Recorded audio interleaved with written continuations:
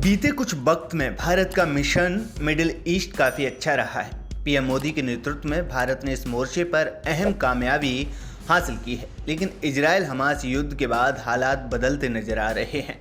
Hamas और Israel के बीच जंग पर दुनिया के अलग अलग देश अपनी राय रख रहे हैं। इस बीच भारत के लिए भी हालात डिप्लोमेटिक रूप से काफ़ी कठिन हो गए हैं। बता दें कि हाल के दिनों में भारत मुस्लिम देशों के बीच अपना कद बड़ा बनाने की कोशिश में जुटा है। इसके लिए वो क्षेत्रीय सहयोग के साथ साथ राजनयिक गतिविधियों पर भी फोकस कर रहा है। गौरतलब है कि हमास के इजराइल पर हमले के बाद पीएम मोदी ने ट्वीट करके इस पर दुख जताया था। हालांकि विदेश मंत्रालय ने अभी तक इस पर कोई प्रतिक्रिया नहीं की है। विदेश मंत्री और विदेश मंत्रालय के आधिकारिक ट्विटर हैंडल से केवल पीएम मोदी के ट्वीट को रिट्वीट किया गया है। गौरतलब है कि इजराइल और हमास के बीच छिड़े संघर्ष को लेकर अलग अलग राय आ रही है। एक पक्ष हमास के आतंकी हमले को गलत बता रहा है, तो वहीं दूसरा पक्ष इजराइल के पलटवार को गलत बताने में लगा है। इन सब के बीच भारत के रुख को लेकर अनुमान लगाया जा रहा है। माना जा रहा है कि पीएम मोदी ने जो पोस्ट लिखी वो इजराइल को समर्थन देने वाली है। ये इसलिए भी महत्वपूर्ण हो जाता है क्योंकि भारत के ध्रुव विरोधी चीन और पाकिस्तान ने भी हालात पर चिंता जताई है।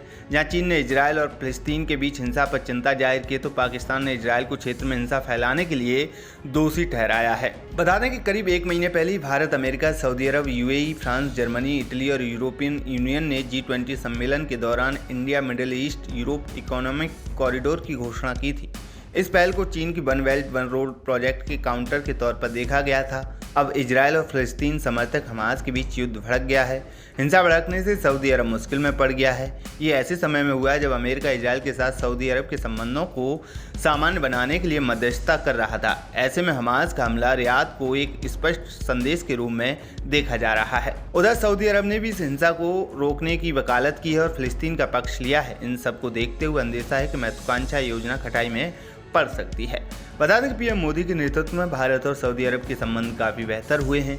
इस दौरान कई द्विपक्षीय दौरे हुए हैं और स्ट्रेटेजिक पार्टनरशिप काउंसिल एग्रीमेंट भी साइन हुए हैं। पीएम मोदी को सऊदी के सर्वोच्च सिविलियन सम्मान से नवाजा जा चुका है। पीएम मोदी की जॉर्डन, ओमान, यूएई, फिलिस्तीन, कतर, इजिप्ट की यात्राओं ने मिडिल ईस्ट में भारत की मौजूदगी को बढ़ाया है।